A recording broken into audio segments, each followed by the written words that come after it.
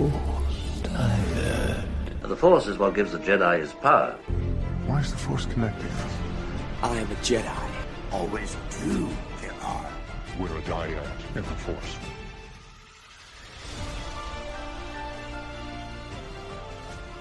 What is going on, everyone? Welcome to another episode of the Force Dyad Podcast, a Star Wars show covering the latest and greatest, from the core worlds to the outer rim. If Star Wars is your space, we are your place. We're honored that you've joined us. I'm your host, Obi-Shawn, and on tonight's episode, we're going to be talking Bad Batch. And to do so, I'm joined by none other than the master himself, Jedi John. How you doing, buddy? What's up? I'm here. We're here. We made it. We made it, and you are clear. Like, you're not super fuzzy on the screen tonight. Great news. It's great news. It's fantastic. Internet provider doing its job. Coming in clutch. Hey, we are. We get a new Bad Batch in 2 days, so that means we are doing the math. 5 days removed from the big 3-episode drop. But before we get into that, it is Monday. So, as friends, did you have a nice weekend?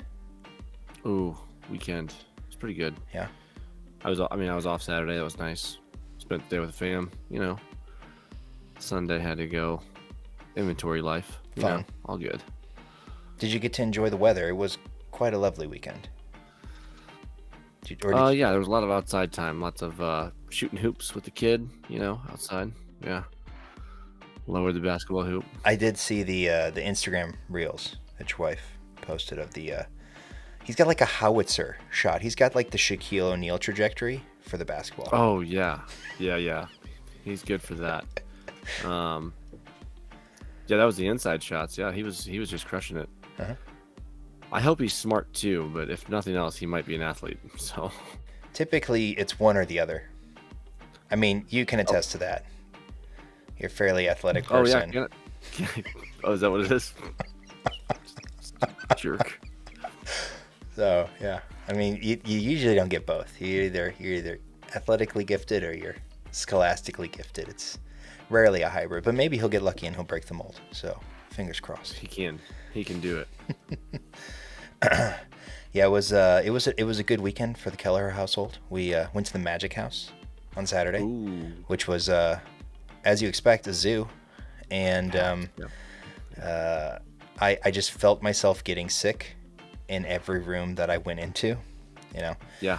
But what is that? A $20 ticket charge just to get sick? Is that what it was? No, so it is free because our in-laws pay for a membership for the Magic House. So we are members, thankfully, do that a kind gesture. So no, it was good. Built so $50 a year to get sick. Yeah. But it's for all three. It's all three of us, so at least we all get sick together. That's excellent. You know, none of this staggered stuff. So don't do that. It's the worst. But not sick yet, so that was good. But yeah, no. He got to. I haven't been there in like 2 years, so he got to show me all the new stuff that they have, and there was like a dinosaur thing going on, and we built this Lego car, which was awesome, and we got to race it down the track. And I got to show him. So he's big into Spider-Man right now, and his amazing friends, of course. And in the electricity room, they have this thing on the wall where you can put your hands, and then it shows that you yourself are electrically charged. And I had him do it. I said, "See, you're like Electro. You have electricity in you." And he's like, "Oh, it's so cool." So that was fun. It's pretty awesome. Yeah, and then a lot of outside time, like you said. Rode a bike to the park. He's getting quite good. I think the training wheels might be coming off soon, which is kind of terrifying. So, yeah. But that just also means he'll go faster. Yeah, and the wipeouts are going to be even more severe than before. But he's excited, so we're excited. So tonight we're going to talk Bad Batch, right? 3 episodes: Confined, Paths Unknown, and Shadows of Tantiss. And I was lucky enough, I know you wanted to join, right? To join the Hyperspace Heroes podcast on their episode 74 last Thursday. Me and Brown Squadron yucked it up over these first 3 episodes. I had a blast. Big shout out to those guys. Thanks again for having us on. I know we missed you, John, but It looked like a blast. I was watching the live stream, periodically, in between my son wanting to play games on my phone and look at photos and nothing I want to do, obviously. But of course. Well, dad life calls. We all get that. So, and I know that that the next time that we're able to get both of us on, they have there's a fun. I don't know if you listened to the end of the show, but the call signs. I'm quite fond of my call signs, so I can't wait to find out. I missed the end of the show, so that should be. Yeah, I can't wait for you to find out what yours is. But again, thanks to Brown Leader, Scruff, and DB for having me on. We had a blast, and we look forward to having you on our show here sometime during this Bad Batch season. Absolutely. And without further ado, let's kind of get started on our discussion. Like normal, we're going to do a quick breakdown, and then we're going to save the IMDb discussion until the very end. I know everyone is here to find out what the internet thinks of all of these episodes, but we'll save that to the very end. So, Confined. We've got Omega, right? Has been captured. She's in her cell, and it's a very repetitive, monotonous existence. Man. Yeah. Waking up every day, going off and doing her daily tasks with Emery, and really not getting any. There's no variety. There's no spice in her life, right? The closest thing she has to a friend outside of Crosshair, slightly dismissing her during her visits, is Batcha, the lurker hound that she has grown fond of. But yeah, I mean, it's really just a time lapse, because we get a time jump during this episode, right? I don't know if you caught the scrawling and the etchings. Mm-hmm, Yeah. Mm-hmm, mm-hmm. Did you go through and you count them like I did? No, weirdly enough, I didn't waste my time because I knew you would. So. Yeah, you know what? I will say, I think that I earned my keep on the Hyperspace podcast by having that number ready to go. So again, for those who haven't watched it 8 times or heard it on other shows, we start at 21 days the first time we see her, and then the time jumps to 125 days, and then the episode ends at 139 days. So for a standard year, we are about a third of the way through, right? So she's been confined for a third of a year, I should say. What if the rotations are slower? Just kidding. Then she's older. I mean, it is clear that she's aged up. If nothing else because of the hair, but she almost looks a lot like Emery does, right? And it's, in a way, it's kind of the forced compliance, I guess, of her captivity, despite the fact that she is told at multiple points that she is not a prisoner. I did like the Tuca. She made her own little straw Tuca doll, which apparently you can now buy on Shop Disney. Oh, I'm not surprised. So go figure. Disney is anything for the merchandising opportunity. Yeah. So I don't know how exactly how comfortable that would be to kind of snuggle with as a stuffed animal, being that it is straw-like, I would think. But regardless, if the mouse can make a buck off it, they're going to. So, 8-year-olds doing voodoo. Don't worry about it. Oh man, can you imagine just poking with pins? So I mean, again, it's a very monotonous episode. We get a couple interactions with her and Crosshair, of her trying to kind of, I don't know if she's trying to keep his spirits up or just kind of keep him engaged long enough so that they can break out. But it is interesting, again, as she ages, that their passing becomes more just, there's no, not like there's a lack of caring, but it's become kind of cold or icy, and so yeah, it had a phenomenal score. The Kiner music, amazing. It had that like almost kind of robotic synth 80s kind of sci-fi-y feel to it, which I think really set the tone well for the episode and kind of what it was about. And so, your thoughts on episode 1? I mean, it was fine for first episode for the season. I think it did what it was supposed to do. Get some time lapse in there. You realize that she's been held captive for much longer than probably anybody wants her to be there. We've had multiple shows previously, not Bad Batch, but other, genres of shows. Game of Thrones comes to mind. There's a few others that have this type of episode where it's just a time-lapse episode where you see the character you're focused on just going through the routine. Either going through the routine so much they're going into madness, or going through the routine so much they're trying to find holes for themselves. So in this case, it's obviously a captive trying to find holes. So I don't know, pretty interesting. I did like the back and forth with her and Crosshair the couple times we got it. He's obviously a broken soldier at that point.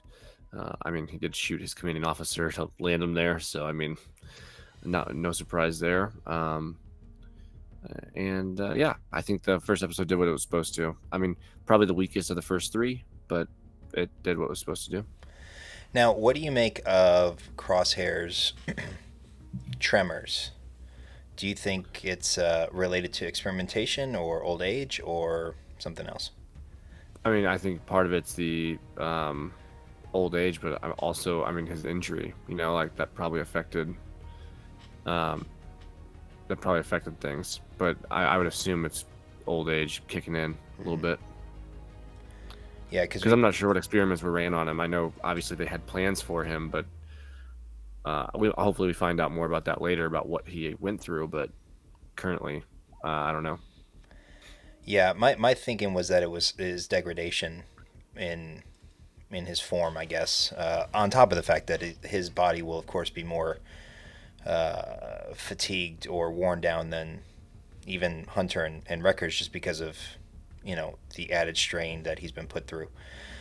Not to say that the other guys haven't been put through the ringer, but on top of being gassed like he was at the end of season 2, frozen to death.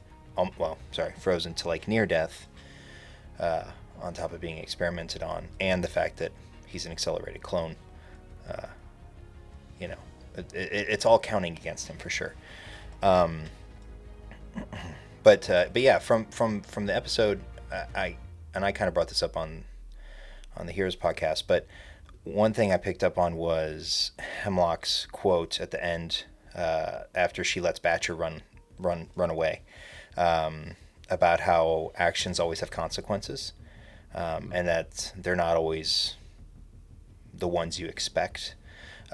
Which I thought the whole interaction with her and Batcher was interesting, because I feel like now, having a little bit of time to kind of reflect on it, in a way it's kind of representative of the Bad Batch, right? So talking about how Batcher was going to be euthanized, right, for lack of a better word, because she was going to have lost her kind of primal instinct because she was becoming domesticated, right?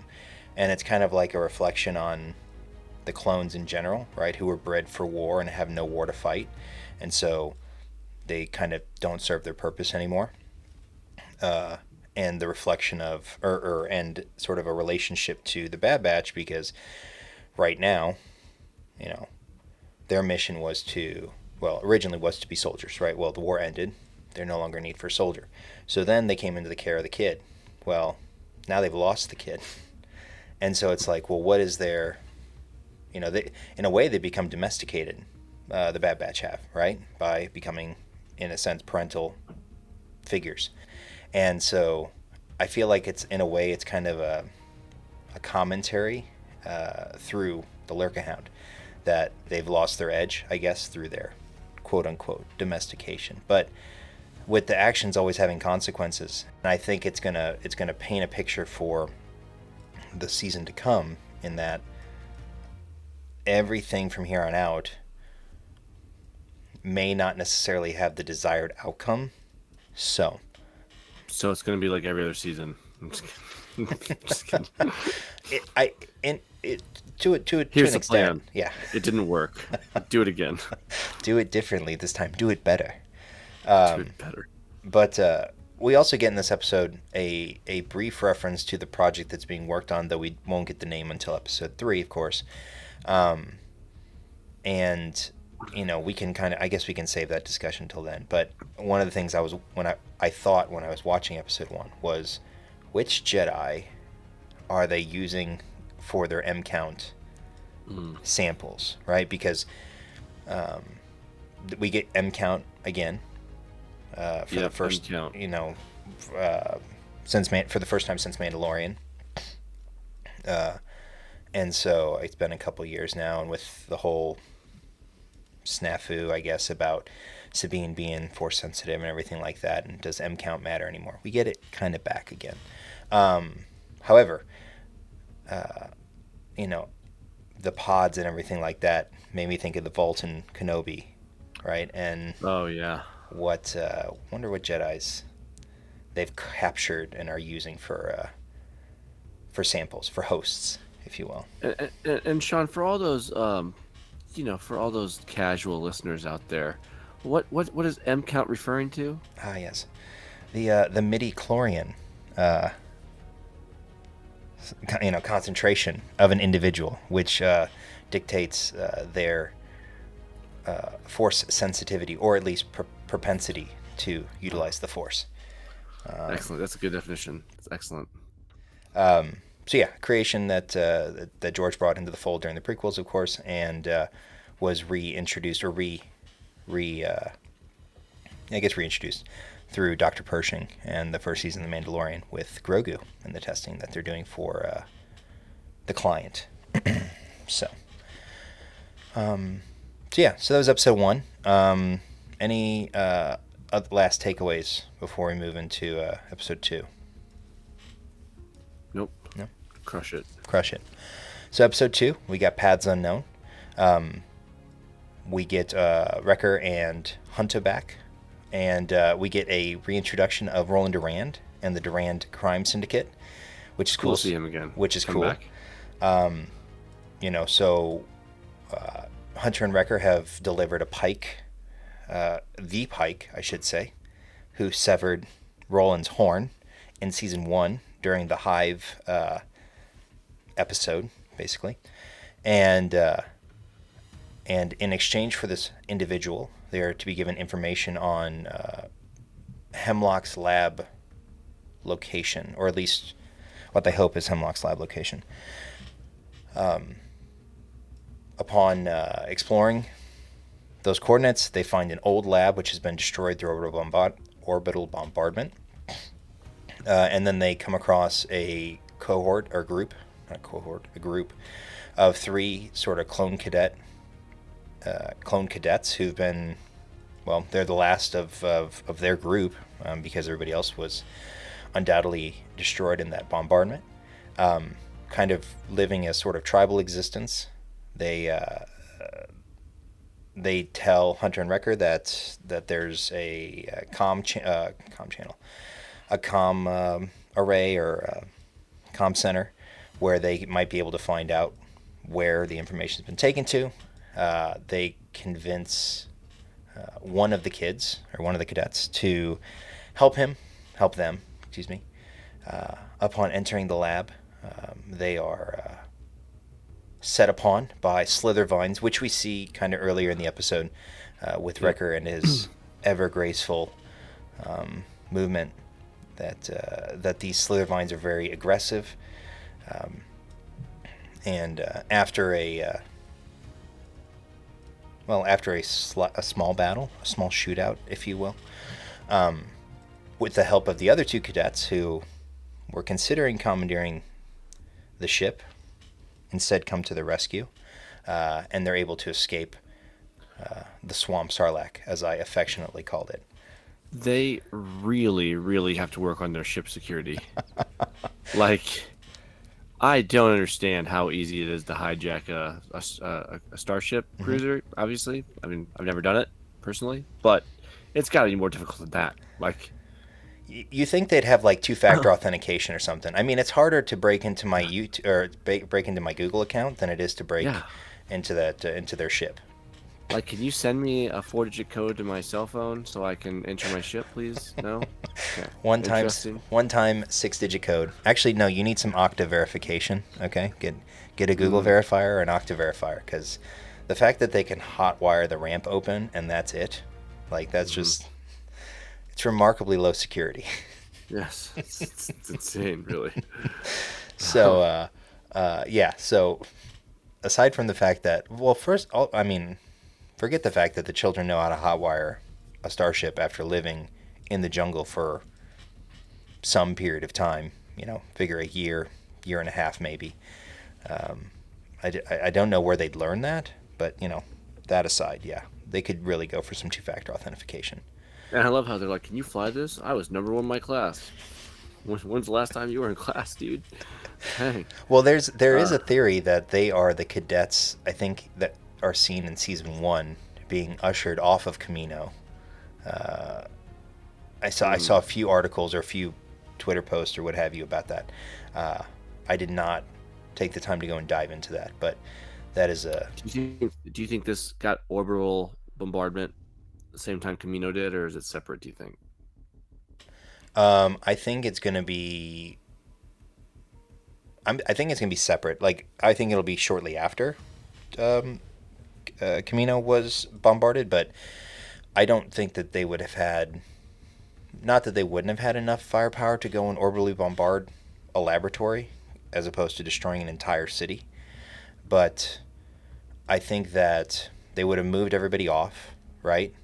And then they would have destroyed Kamino. They would have done some work at this facility, then found out that was no longer viable or served a purpose, and then left. So I think it happens in between. That's my guess. So they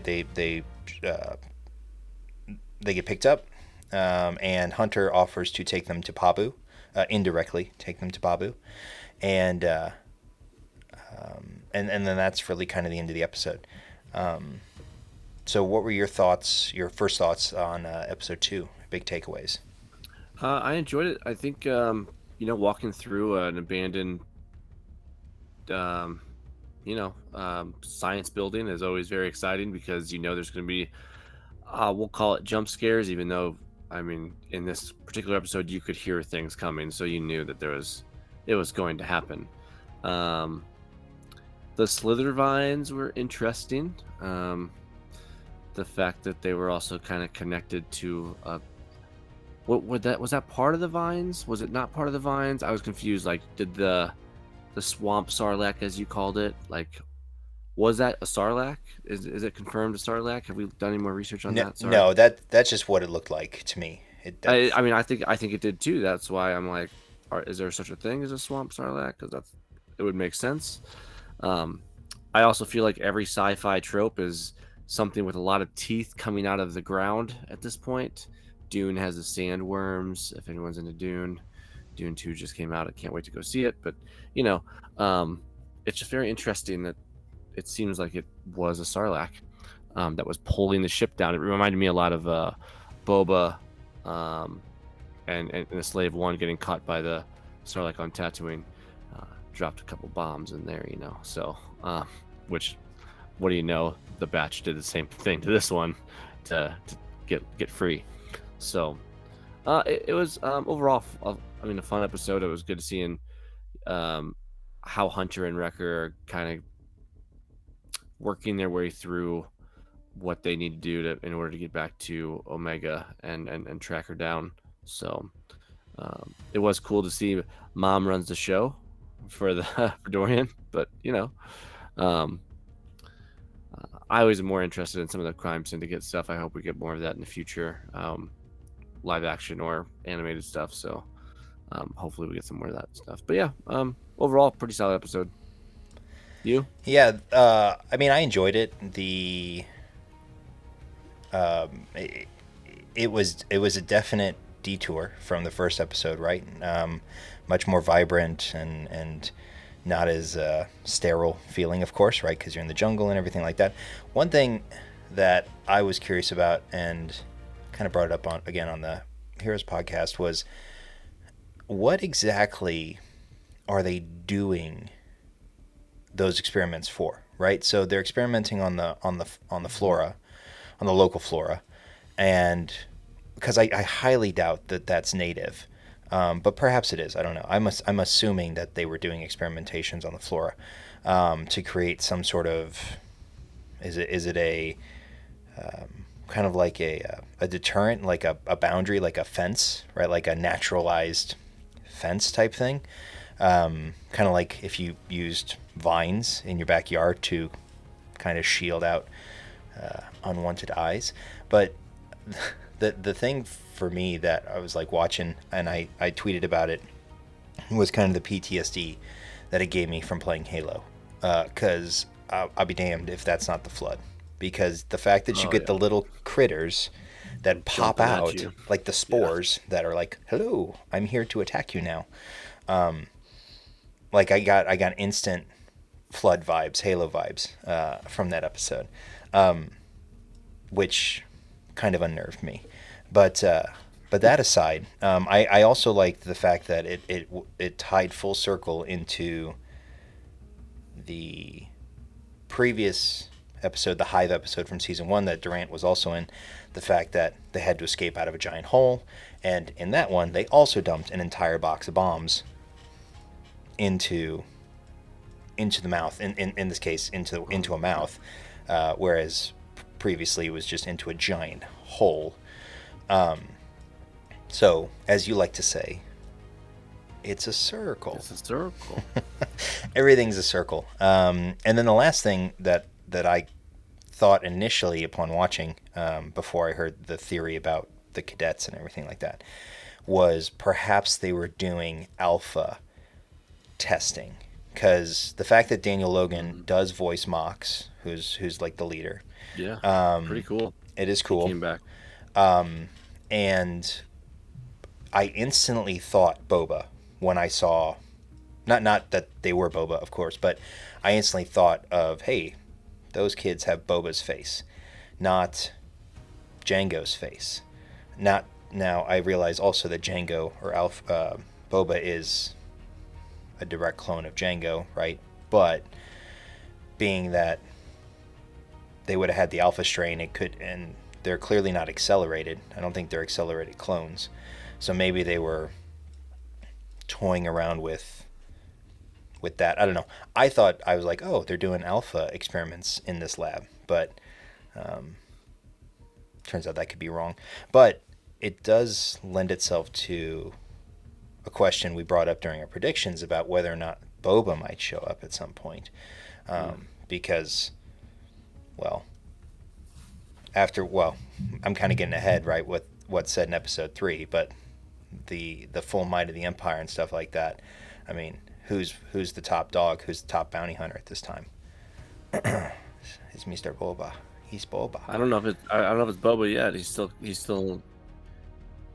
I mean, I think it is too. I think this. I said this during our prediction show, was that this would be the time where he's really getting his wings under him, so to speak, as far as like making a real name for himself. So he's gonna be out there somewhere, and I'm still hoping we get the CAD showdown when he realizes like what he's hunting.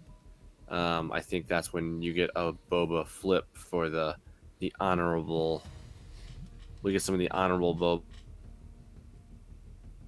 Boba come through as a young Boba instead of, and that's where he comes into contact with CAD.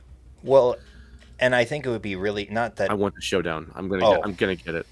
I am here for it, and that would be actually a really good way to like end, like if Boba does show up, that would be a great way to end CAD's involvement in the show, because he's got a, I don't know, it would not scare him off, but I think that would be a good cap for him, because obviously we see him later on in other shows, and then it also would kind of lend itself well to that showdown, or not the showdown, but the next interaction that they have in the book of Boba Fett, where he talks about going soft and stuff like that. So maybe he is in his sort of peak form here during their last interaction, kind of like Obi-Wan and Vader when he says, the last time I left you, I was the student, right? Well, the last time Cad left Boba, he would have been kind of peak form, and then the next time he sees him is, he's the what's it? Daimyo. There it is. There it is. Yeah. I got there. But as far as Boba himself, and I'm kind of segueing here, sidetracking, I'm about 65-70% of the way through Dark Disciple, and he is in that book. He's in the book at the beginning, as well as, actually, I just got to a part where he and his crew, which includes Bosk, Embo, Arsing, a character named Lotso, and I think there's one other, but they're being recruited for a job in the story. So, and that's during the Clone Wars. So we're, at least a couple years probably past when this takes place in the story, or in Dark Disciple. So I think he's pretty well established. So I think if there was ever a time for our Boba predictions to come true, it's this season. And I think this episode is, with Daniel Logan being the voice of kind of a minor character, I would hope that they'd bring him back for the granddaddy character, or the alpha character. One last thing, just to kind of nod at the beginning for those who played Jedi Fallen Order. And again, I mentioned this in the Heroes podcast, but the Jotas reference to the giant creature that you fight in Jedi Fallen Order, when Wrecker said it smells like a Jotas in here, I was like, I understand that reference. Got my Captain America on. So anything else for episode 2 for you? No, I don't think so. Right on. So episode 3, the pinnacle, the peak, the capstone for the 3-episode arc, Shadows of Tantiss. We get Emperor Palpatine visiting Mount Tantiss to get a look and an update at what we learn is Project Necromancer. And boy howdy, does that have a whole lot of tie-ins with so many different things that we've obviously seen to this point. Whether it's I don't know what's that based on. I'm confused. I've never seen anything about this before. It's all new to you? This is the first time. It's all new. It's the first time you're hearing about this. I've never heard anything. It's never been in any other show. It's the somehow. It's going to explain the somehow. And trust me. For what? Yes. Well, Papa Palps. Somehow. Peepaw Sheev came back. Gosh. But I will say that, and I'll segue off this after we talk about episode 3, but I actually like kind of where this is going and what it calls back to with Legends. I'll talk about it. It's going here. well. It is. I agree it's going well. I just like to throw as much, just I have to pepper in some stuff that, because I enjoy it. That's just the internet hates. So Yes, but that's because a lot of the internet doesn't read. And if you were to read, there's a lot of explanations. But that's neither here nor there. So we hear about Project Necromancer, and Palpatine's there to check in on the progress. And Hemlock learns that whatever he needs to accomplish this goal, he will have it. And at the same time, I'm rich. yeah, Mr. Moneybags over here, the Warren Buffett, gonna be shelling out all the hard-earned credits for literally anything and everything. And then at the same time, Omega thinks, you know what, the best time to break out of a heavily fortified right now structure is when the Emperor is there. And so, well, I mean, they're making sure nobody gets in, not that nobody gets out. So I mean, that's true. Makes sense. And it doesn't help the fact that Nalase, it's not really her fault, right? But she gets called away. And in that absence, right, in her accompanying Hemlock with the Emperor, Emery takes the blood samples, which have been discarded this entire time, right? We kind of glossed over that in episode 1, but Omega's blood is taken literally every day, and literally every day, now let's say throws it away, except for this day.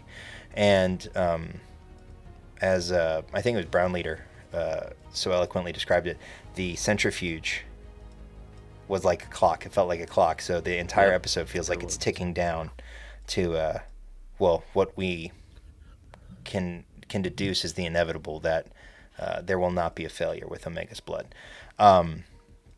But because Nalase has indicated Omega she's in danger, she decides, yep, we're breaking out. And she's not leaving without Crosshair. And so they make their escape. They learn that all the shuttles are shut down. There's only one exit point, and it's the Lurka pen, right? And so with some fun callbacks to the Phantom Menace and the fight in the Naboo Palace with all the ray shields and everything like that, Crosshair and Omega are able to escape outside, only to be confronted by a Dryax, which is the gigantic bear-like monster, which is pretty cool, actually. Pretty cool. It's pretty cool. And we get a little Jurassic Park Easter egg, or at least I felt like a Jurassic Park Easter egg, with the Velociraptors taking on the Tyrannosaurus Rex right at the end. Nice. You get all the little Lurka hounds fighting back against the Dryax, giving them enough time to escape to the downed ship, which, again, we see that in episode 1. But... yeah, go ahead. No. We'll come back. Oh, you're going to discuss after we're done. Okay. So they get to the downed ship. There's not a whole lot of... there's not enough power to send a communication beep or message to Hunter and Wrecker. And so they're set upon by dozens and dozens and dozens of troops. And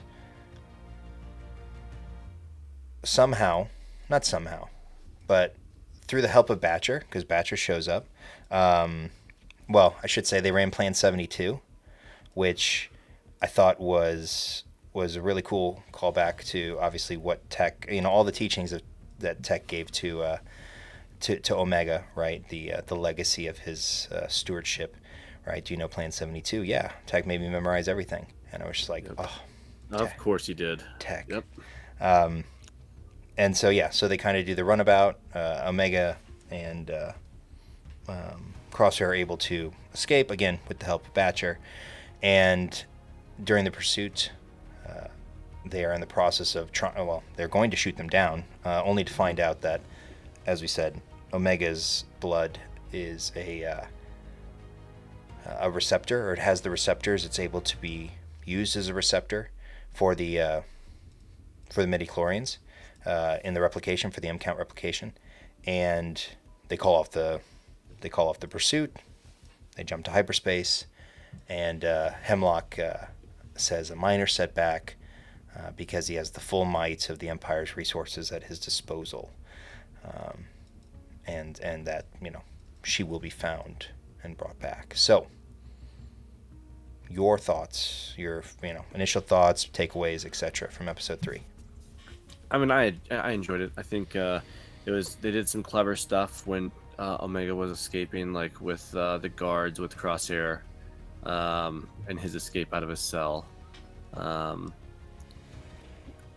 It was typical Bad Batch type stuff, And then you get to the actual escape point. I was at a loss, the ray shields flopping on, and somehow they're faster than a Master Jedi. So anyway, no, sorry. But why didn't they? Why wouldn't they start from the other side if they're turning it on, trying to keep somebody in? Anyway, these are the questions they don't want you to ask, John. I know. I'm not allowed to ask these questions. I think it's one direction. Nice. It's one direction. Like they want to keep the dogs out. They don't want to let them come back in. They don't want to keep them in. They want to keep them out. Right. It's an Imperial design. Do you really expect it to be flawless? I mean, they left an exhaust port on the Death Star that was exploited. I mean, they are not the best engineers and designers. Engineer geniuses. No, Yeah. they don't design things in a logical sense. So it's it on was brand. nice to see- It's on brand. You know, it was nice to see Omega get some revenge on the droid downstairs. You know, gonna terminate my buddy. I'll terminate you. No big deal. Overall, though, I mean, it was a fun episode. I was cool. I mean, I love anytime you get the Emperor on screen because Ian McDiarmid just his voice has the presence. So that was really cool. And then, yeah, you know, you get that scene from the trailer where anything you need to make this work, I mean, it'll be provided for you. So, yeah. And then you immediately watch, you know, Crosshair go from "we're never getting out of this place" to "okay, this is what we're gonna do." So, and it's not even "this is what we're gonna do." It's more like, "that's your plan. That's all I've got. You got anything different?" No. Okay, let's go. So, improvisation at the best. So, overall, it was I thought it was a good episode. So, and now we have a new pet. So, you know. We do. We got Betcha. Adapt and survive, right? As Bear Grylls would say. That's what they got to do is adapt and survive. Yeah, no, I really enjoyed this episode. I enjoyed all 3 episodes. The 3 episodes together were a really like nice, cohesive, great kickoff story. And I feel like they had to do it that way, otherwise it would have made no sense, right? But one thing before I get into the Project Necromancer kind of discussion. So we've said it, or we questioned it, we postulated it ever since we first launched this show, because we launched with Bad Batch Season 1, and it was one of the first things we asked, which was, is Omega Force sensitive? And I feel like this episode can, like, without explicitly stating it, confirms at least a level of Force sensitivity. Not saying she's a Jedi, right, or anything like that, but she has a level that is on par with whatever hosts they're pulling from, which more than likely are Jedi hosts. Now, they don't have to be like crazy Jedi hosts. They're not Anakin Skywalker hosts, although that would be something if they were using clones of Anakin as hosts, but I don't think they're doing that, right? But I feel like there wouldn't be an unlimited supply of blood from him, you know? Like, you know, he's only half a man. That is true. That is true. I mean, half's putting it kindly. I mean, it is. He might be a third. But anyways, yeah. So the fact that they're able to get a on level replication, which, how I understood it, again, watching the episode one time, and my base level of science is that anything that was less than equal was considered a failure, right? Was considered a degradation of the host and not viable. And so, right, so you've diluted the solution effectively.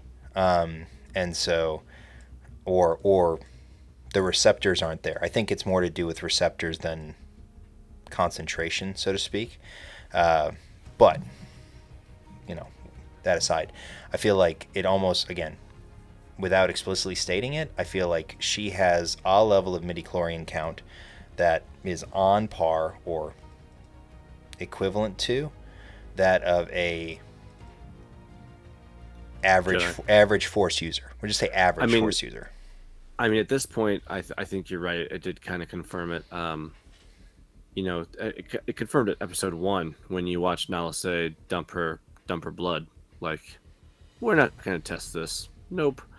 And it just goes back to prove that obviously the Kaminoans were doing some interesting experiments to get results already, and Nala Se has obviously already cracked the code on can you provide a Force sensitive clone, but she just did not want to share that with the Empire for lots of good reasons. So yeah, and that was one of my questions, was is she doing it more to protect Omega or to protect the legacy of the Kaminoan cloning technology? I would just say yes. Both. Yes to both, all the above.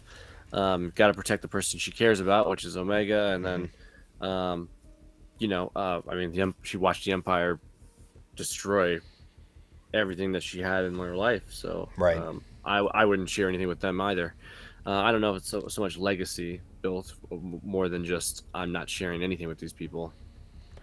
Yeah, and I kind of brought up. I think I mentioned it on the Heroes podcast, but it might have been after they were done recording. I can't remember. But I was trying to think of, well, who could they have had force if it is indeed that, and they're messing with force sensitivity and the genome and everything like that. Well, they would have had gotten it somewhere, and so is it possible that they got it from either Sifo-Dyas or Dooku? Right, like, because those would have been probably the two people that they could have interfaced with that would have had force sensitive blood. Could have been Yoda. Well, no, I don't think it could have been Yoda, because you would have had to have done it before he ever showed up.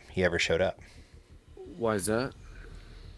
Well, because Yoda didn't know about the Kaminoans until Attack of the Clones, and by that point, Omega's been born, because Omega's not an accelerated clone.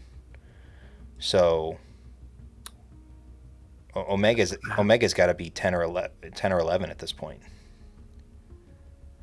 So Yoda's not there in time for him to provide any sample for them to use on Omega, because again, she's not accelerated. Yeah. So not accelerated, so wouldn't work. But Sifo-Dyas was there, of course, 10 years prior, and Dooku was there a period of time after that, right? Yeah. And so, like, everything would kind of sync up to being Sifo-Dyas's blood, assuming that's even what happened, of course. Right. And I don't think we're going to find that out in the show. But suffice to say, the short of the story is that the fact that I think that that there's even a suggestion of force sensitivity here is pretty cool, and it would be one of the few predictions that we've ever gotten right. And it would be don't say few. We've nailed it. The 3 years in the making. So the other thing, we're 30% ish. Yeah. Well, you know what? That's Hall of Fame level in baseball. Hall of Fame batting average. Yeah, Hall of Fame batting average. Let's Hall go. of Fame in baseball. So Project Necromancer. So I kind of want to touch on this for a little bit, and I may kind of go long-winded here, but one of the cool things, and I don't know if you saw it, I think I actually have a picture here. Maybe I can pull up a picture. Yeah, here we go. I'm going to do this real quick. I know people listening can't obviously see this because that's not a thing, right? So this was an overview of the vault, right? And on the floor is the Sith Urkatat language. Right, it's the same language that we saw on the outside of the Night Sisters temple. It's the same thing we saw on the walls on Lothal in Rebels. Right. It's the old ancient Sith text, right? And I feel like there's a very blatant triangular shape to it, right? Which, again, I it doesn't have the base of the triangle here, but there's very clearly a triangular shape here, right? Which, of course, Sith holocrons are triangular in shape. And that gets me to my thoughts as far as kind of like where this knowledge is coming from. And I think I alluded to it in our last episode about the Bane trilogy and Darth Undeadu's Sith holocron and the concept of essence transfer, which has in canon been called transferescence now.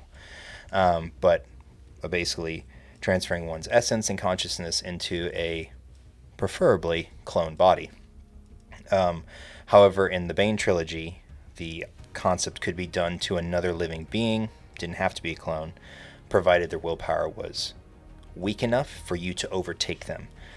Because once the body is overtaken through this process, that former being ceases. So either the essence takes over or the person rejects it. And if the essence is rejected, then they're left to the void, or the chaos as it's called. And so if you go and you look kind of at the legends stuff on Wikipedia, so after Undeadu had it, of course Bane took it. Bane ripped literally ripped that portion of the holocron out, like, because Ondidu would not give it up without meeting a certain skill level, if you will. He was underleveled. Bane was underleveled, and Bane said, "No, I'm going into this dungeon anyway. I'm gonna take it." And so, but Bane had that knowledge, passed it on, etc., etc. So, but in Legends, the holocron persisted, and to the point where eventually, in a Legends comic, actually Dooku and Quinlan Voss find it. But prior to that, Darth Plagueis learns about it, right? Which, of course, Palpatine is Plagueis' apprentice. And it was one of those things where Plagueis was trying to get it to the point where he could transfer his essence without the need for a clone body. But long story short, the idea of essence transfer is obviously a Sith thing. It's kind of explained like that in Rise of Skywalker, although not very well. And so, but if I am all the Sith. Yeah, exactly. And cool so, line, at least. but the thing about I have an autograph with that on there somewhere. Oh, is that what you got him to sign your photo with at ICCC? Did you get him to write it like that?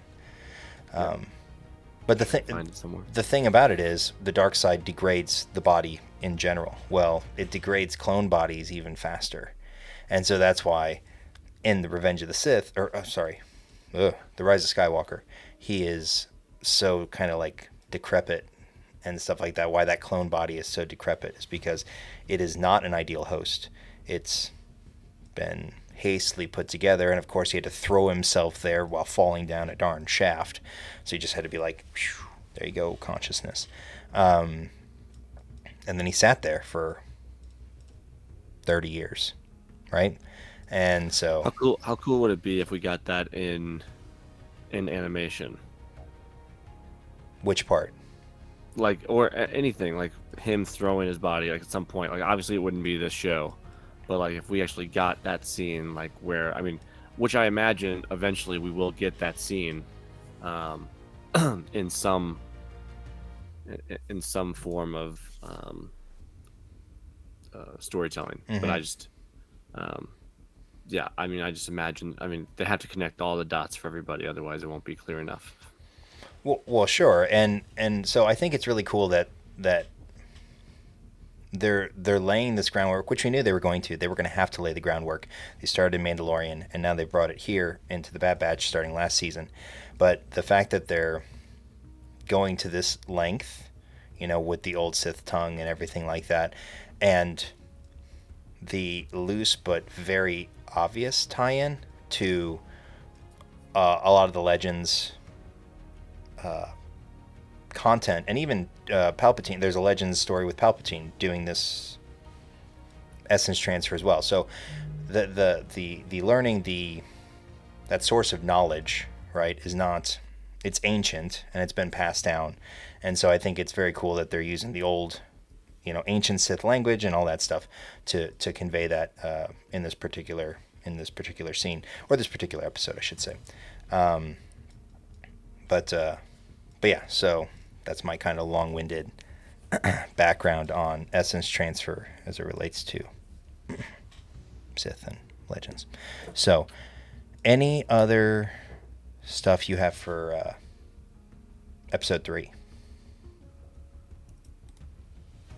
I don't think so. I think the vault was extremely cool. Mm-hmm. I was going to say the same thing about the vault. Kind of had that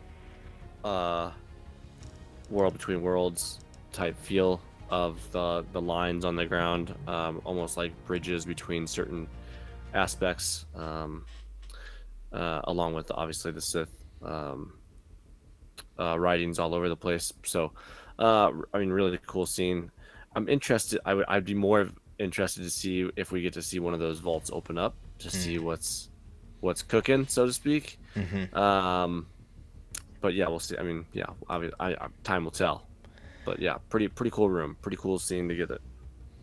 Yeah, because the comment by Hemlock about how the hosts are being kept viable for collection. Mm-hmm. Very, very makes your skin crawl kind of thing. He is not a nice guy. Harvesting zombies. No, He is not a nice guy. That Hemlock. He is not nice. And I like how he tries to like angle for a promotion at the end of the episode too. He's like, if you make me a chief medical or science officer or whatever. Science officer, yeah. And the entire empire. And it's like, it was the Krennic feel, like, don't choke on your aspirations, right? He got the time will tell look from the Emperor. Your actions have consequences. Don't forget that, Hemlock. Okay, so real quick, we're going to do, as we have done now for 2 seasons plus all the other television shows, we're going to go to IMDb real quick and kind of take a look at what the internet thinks of these episodes. And starting with Confined real quick. So we've got a 7.9 out of 10 rating after 1,200 ratings. There are 8 user reviews. Please, Posey Is fan. he in there? Let's see if Posey fan's in here. Posey. We didn't pre-look at this, so. No, so if he's not in here, I'm going to be kind of disappointed. Oh my. So Posey fan is not here. The first time ever on a Star Wars show, it's not on there. That's unfortunate. Maybe they're waiting for more episodes. But you got a 9 out of 10, intriguing start. I'm pretty sure that's not how you spell intriguing. 9 out of 10, pretty serious. 8 out of 10, you can't kill Star Wars. All right. Any bad ones? Oh boy, here we go. So I actually did see this comment, and I actually think it may have been brought up on the Heroes podcast, how the first episode kind of felt like an Andor episode with the pacing. And I agree with that to an extent. It was very slow. It was very methodical. But I loved Andor. So, well, I mean, thinking about Andor's prison sequence, I mean, do your job, go to bed, wake up, do your job, go to bed. I mean, I don't know. I can see it. Yeah, well, and it's meant to I think convey how the monotony, can steal your ambition or your desire, right, to try and, in this case, break out or find something better to do. Not that people can just willy-nilly leave, but it's one of those things where I feel like it was meant to set that tone in that this is what the Empire is. It's sterile, it's regimented, there's no personality, right? The whole attachment thing. It had a very weird Jedi vibe to it, in the fact that the Jedi, not that obviously the Jedi and the Empire are the same. However, the Jedi fixate on the fact that, you're not supposed to have personal attachments. The personality of a person is less important than the group as a whole, or the order as a whole, right? You are one of the order. You are part of the order. You are meant to represent the order. You are not meant to represent yourself in the order, if you know what I mean. And so I don't know. I got this weird kind of like yin yang feel with the Jedi Order to a degree too. Maybe that's a bit controversial, but I'm here for it. So yeah, 2 out of 10. This is like an Andor episode. 2 out of 10 boring. 1 out of 10 waste of time. So there's a lot of the people complaining, of course, say that nothing happens, which again, it was Act 1. Act 1. Some deets.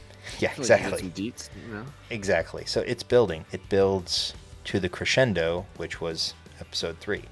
Act 1. This would be a boring episode for a kid to watch if I had to. Oh, 100%. Yeah. 100%. So again, we got 7.9 out of 10 for Confined.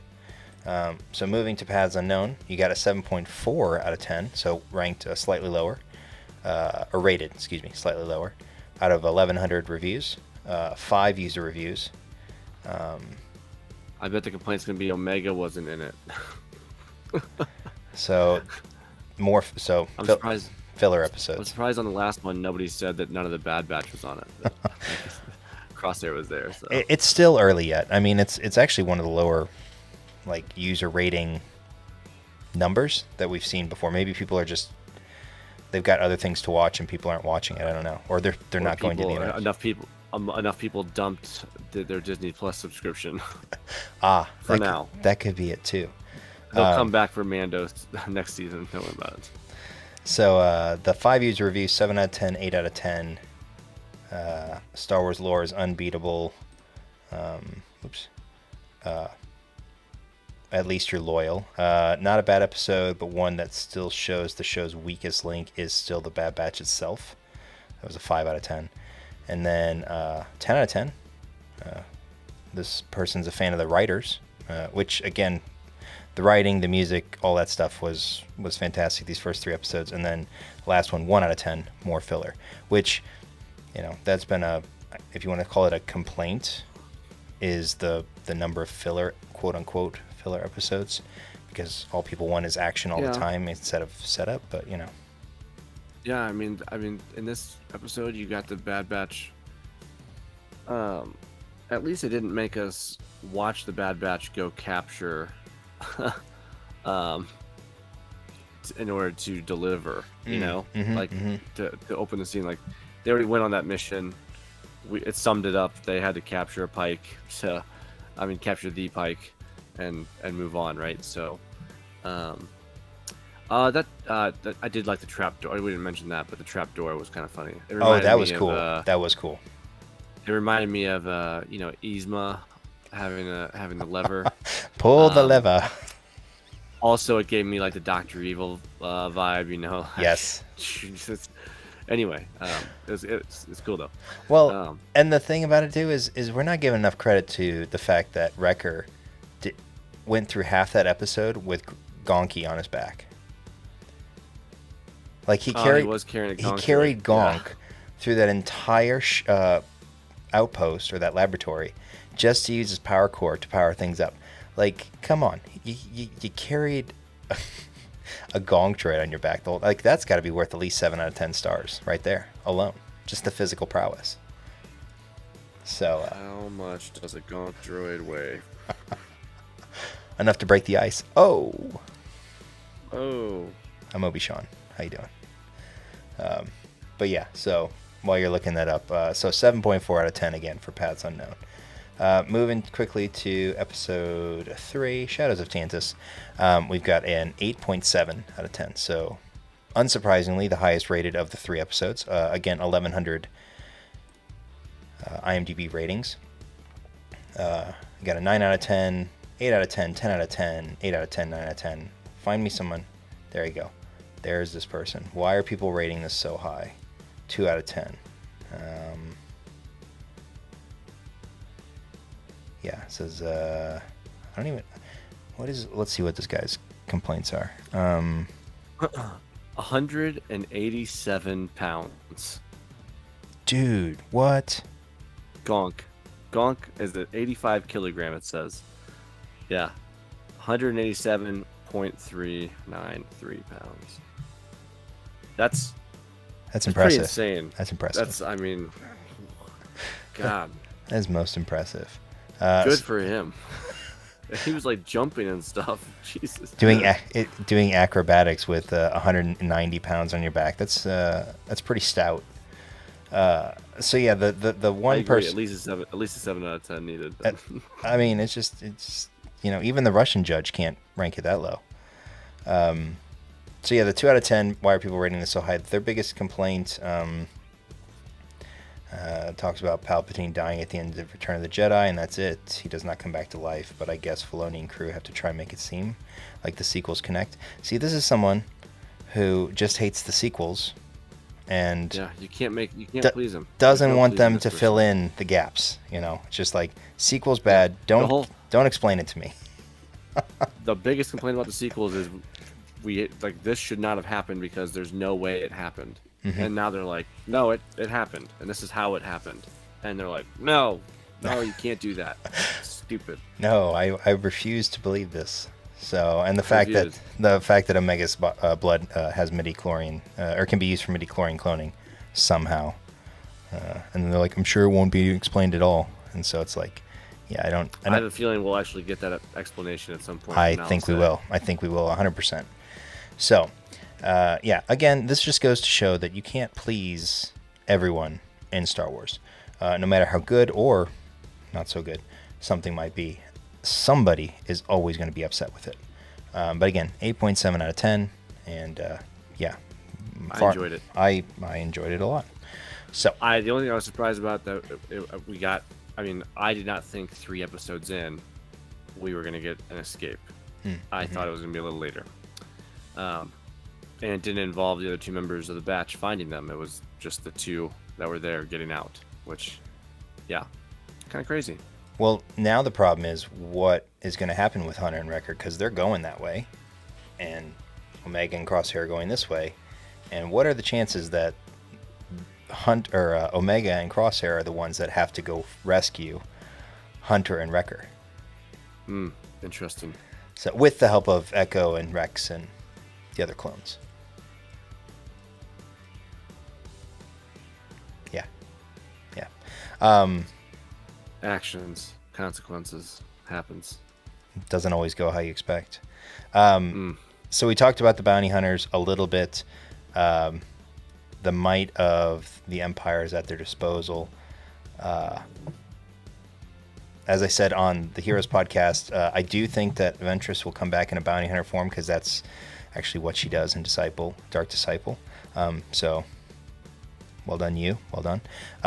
But do you think that the full might of the Empire includes anything other than bounty hunters? Are we talking like stormtrooper battalions? Are we talking... Yeah, I imagine any troop support that they need. I mean, I expect to see some Star Destroyers show up at random places that they shouldn't be. Yeah, I fully expect some of that stuff to hop in, like whatever he decides he wants. And then like any new troopers that are not delivered yet will show up. Any new armor, anything. Should be excited. I'm excited. What about new armor? What about Vader?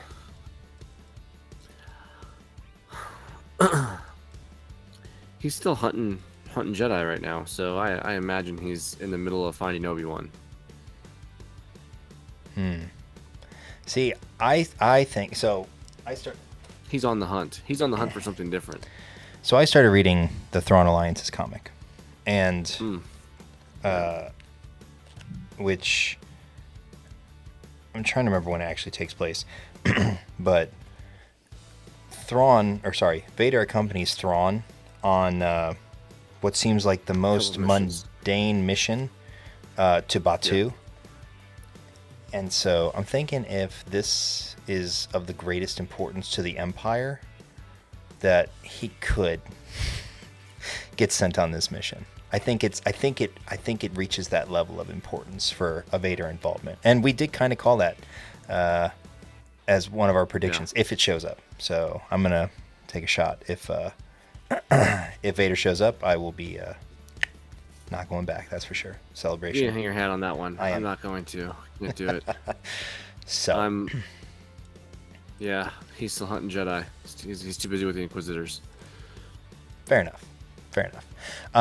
Any closing thoughts on the 3 episodes, or if anything about your predictions has changed after the first few installments? No, I think the only thing that is changing is we're not going to get the rescue that we thought we were going to get, so it's going to be different. So, but that's the only thing that's out of the window, like out just completely. We missed that one. Sorry. So we'll see what else. Unless, we didn't talk about this, but like, unless they go back for Nala Se, because Omega's like, she's helped save me. Like, we have to go back from her for whatever, I don't know. Should be. But no, overall, first 3 episode arc, pretty solid. And I look forward to the rest of the season, Like, what about you? Anything changes for you? No, not really. I'm, really happy with the first 3 episodes. Pacing was good.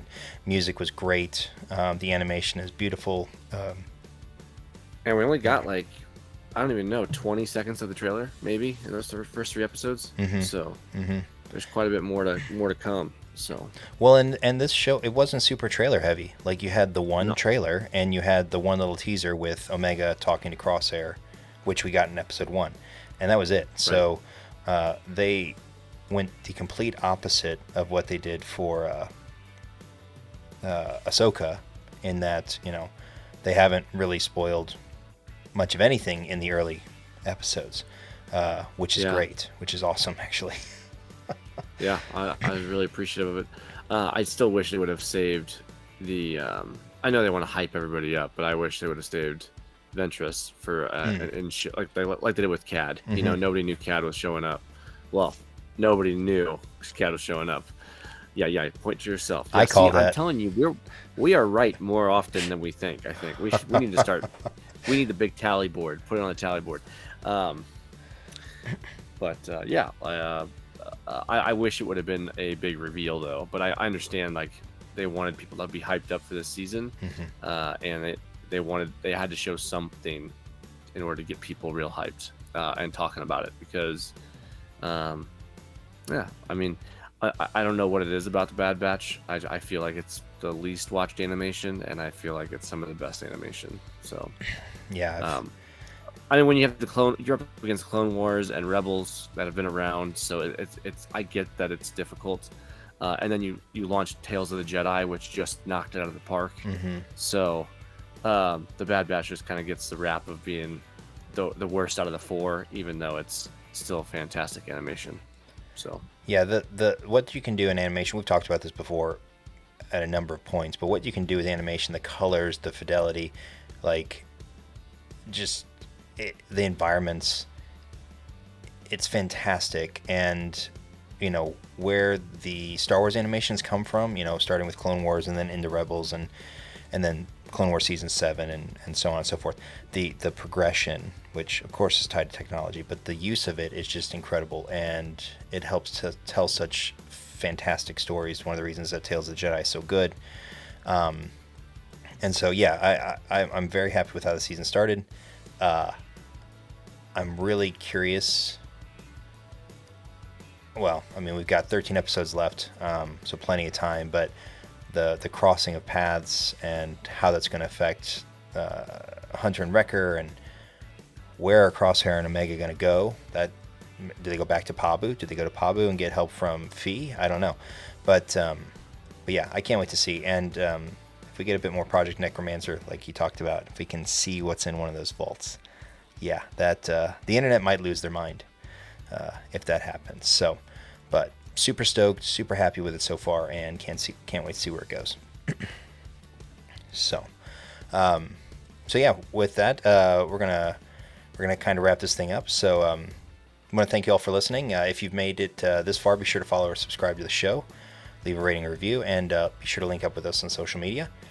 Be sure to check out the show notes for links to our social channels, and if you have anything you'd like to hear in the future, be sure to drop us a message in our DMs.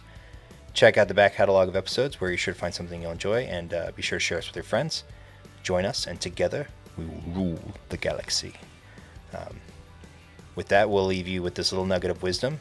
As I said at the beginning, adaptation is the key to survival. With that, we bring this episode to a close. So for Jedi John, I'm Obi Sean, and until next time. May the Force be with you.